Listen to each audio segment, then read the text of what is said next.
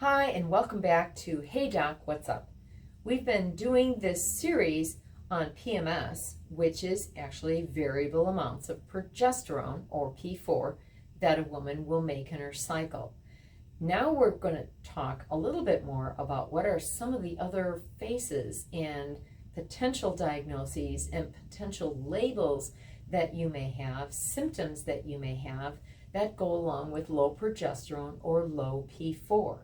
Just as a quick recap, remember that progesterone, or P4, the dashed line, we don't make until ovulation, approximately halfway through our 28-day cycle. And at its peak, 1 week after ovulation, it's the slope of that drop of progesterone that gives us minimal symptoms. The higher we go and the faster the slope of the drop, the less symptomatology you'll have of low progesterone. Well, as we've demonstrated, there are many symptoms of low P4, especially PMS. But what happens when we have low P4 as far as our periods go? Well, as you have less progesterone to actually balance your estradiol that you make, what can happen is you don't have that stabilizing ability that progesterone is known for to stabilize the growth of lining in a uterus. So a progesterone low level is actually allowing estradiol to be dominant, and an estradiol dominant situation can actually have you build a thicker and thicker and thicker lining. The thicker that lining, the more you have to shed when it's time for you to have your period. So realize you're going to have a lighter flow if you make a higher amount of progesterone.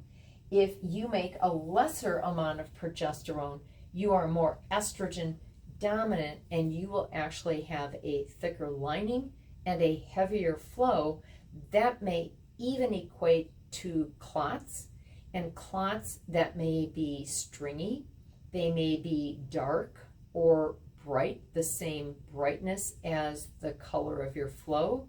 They mean different things. When they are brighter, same color as your flow, can mean more arterial bleeding, which is faster drop in your blood count.